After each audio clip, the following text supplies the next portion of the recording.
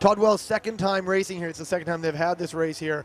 Tell me about the beach. It's this famous section of this course, and you really excelled there today. A little bit different than we had last year. Yeah, you know, there was a bigger drop off this year getting onto the beach, and it's a really rough section. It's soft. If you don't make it off the ledge and keep your momentum, you're going to stop and have to run it. But if you can carry some momentum dropping in and get a couple good pedal strokes in there, it's much faster to ride. It's one thing to drop into sand. It's another to drop and turn and then be able to hold it. You manage your front wheel better than anybody else in the sand.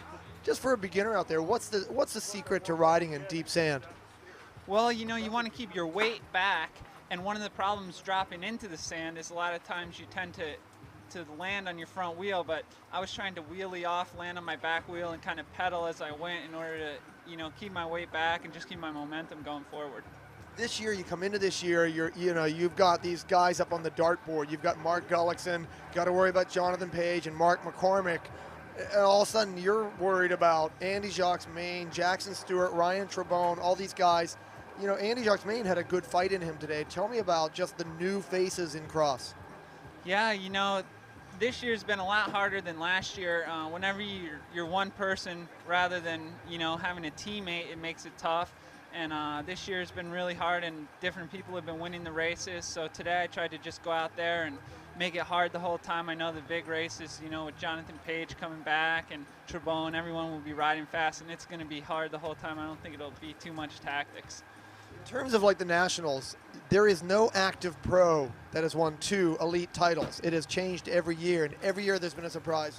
Once upon a time, you were the surprise winner, but it's really a whole different game, and it's going to be a crazy Nationals. Tell me about what do you got to do to be the guy that's won 2, because nobody's been able to win 2 Nationals. Yeah, well, you know, Nationals comes pretty far into the season, and a lot of guys race either mountain bikes or road bikes during the year, and come December, you're pretty tired. So I think the guy who's, you know, is playing the best, is the freshest at that time, is going to come out on top. I know you have a love for mountain bike racing, but I saw you with a bag of Russian rubles today. They didn't pay a prize list in the Norba Series. You know, and you really have to look at cross. Is there word amongst mountain bikers like, you know, I think I got to race some cross just to get some money in the bank, that there really is some good money to be made in cross for racers now? Yeah, cross, you know, with these UCI races and a mandatory prize list, there is a lot of money to be made, and luckily for me, a lot of the guys haven't figured out yet that they can make some money racing their bike during the winter.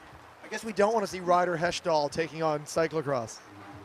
No, I don't think so.